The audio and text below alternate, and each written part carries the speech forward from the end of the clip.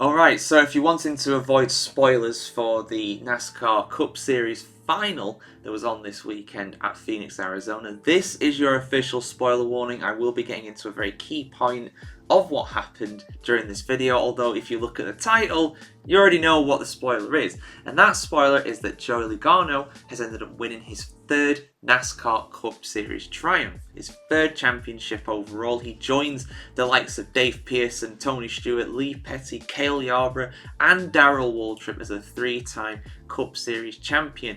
Only the three drivers that have 7 championships, of course, the great Richard Petty, the King, Dale Earnhardt Sr., Jimmy Johnson, and of course Jeff Gordon, who has 4 championships. They're the only drivers that have more NASCAR championships than him. But how did Logano win his third title? Well, it was not straightforward at all. He did not have a conventional championship season by any stretch of the imagination. So as a kind of review, as a kind of retrospective, to look back at his season in 2024, I'm going to look at the 5 key moments, the 5 most decisive moments in his NASCAR championship campaign in 2024, and go over why these are the 5 moments, the 5 races really defined his season. And we're going to start in Nashville. We're going to start with the Alley 400 in Nashville, Tennessee. Now this was round what, like 20, something like that? It was a long way into the season, and Logano hadn't had a single win up until this point in the Cup Series. Now the system in the Cup Series these days, for those that don't know, guys, is basically that if you win, you're in, and if you don't win, you're going to have a really hard time getting into the championship. Martin Truex Jr., for example, he did get through to the playoffs, but only just, even though he had a really high points total. I think he was like, even though he was sitting like 5th overall for a while, if not even higher, he wasn't guaranteed a place in the playoffs because he hadn't won a race. And that was the same for Logano as well, but Logano was not having a really good season at this point. I mean, he came close in Richmond, got a 2nd place there, but aside from that, I mean, the only top 5 he had to that point was at the Worldwide Technology Raceway in Illinois, so he was not having a good season at all. And I think even after the victory that he got in Nashville, he ended up at what, like 9th, 10th overall in the playoff standings. I mean, yeah, he would have been there anyway, he would have been into the playoffs anyway, but you know, he wasn't exactly lighting the world light. He was not on the level of or consistency as the likes of Kyle Larson, as the likes of Chris Bell. But the key thing for Logano is that he ended up making the most of the chances that he had.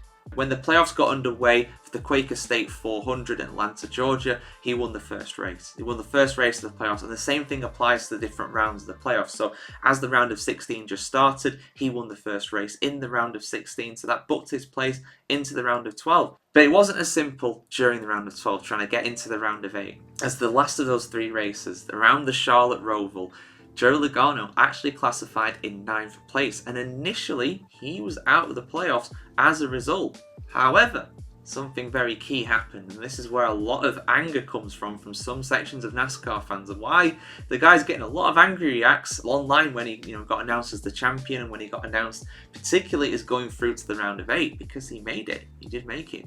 Well, what did he do? Nothing. He didn't do anything. It was Alex Bowman who got disqualified for an underweight car. Very controversial. They didn't appeal the decision though, so clearly they must have agreed with it as a result. And yeah, because of that, Logano was into the round of 8 as a result, and he made the most of it.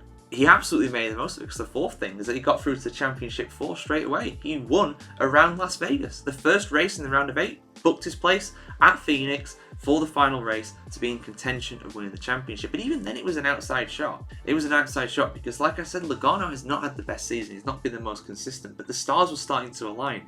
When he won his 2 previous championships in 2020 and another year as well, I think maybe 2016, I'm just guessing there. But when he won his 2 previous championships before, he had won the first race in the round of 8.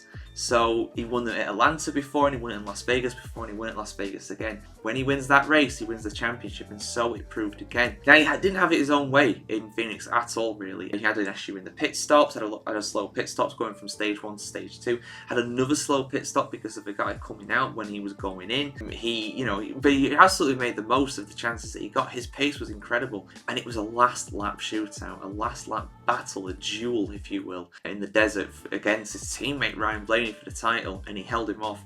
He didn't even have to do any crazy moves, no really getting the elbows out, nothing like that. He just drove excellently, and he got his 4th win around Phoenix, and he won his 3rd championship as well as a result. So those 4 wins and that very controversial disqualification, those are what defined his season, and that's what won the championship.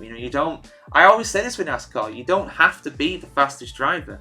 You just got to be the fastest driver at the right time. You've got to have the fastest car, and you've got to drive the fastest race. Simple as that. You don't have to necessarily be the fastest guy out on track like Kyle Larson, Chris Bell. They, for me, were both better this season. They were 2 of the best drivers this season, but they weren't fast. They weren't getting results at the right times in the NASCAR Cup Series, and as a result, they never even went to Phoenix with a chance of winning the championship.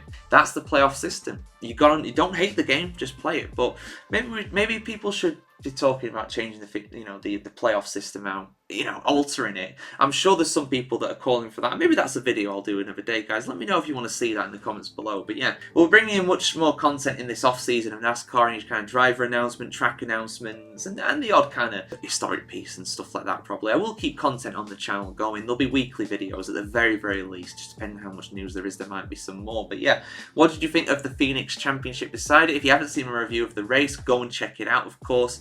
And of course, keep it subscribed to the NASCARchronicle.com to see much more video content on the world of stock car racing, just like this. See you soon, guys. Have a good one.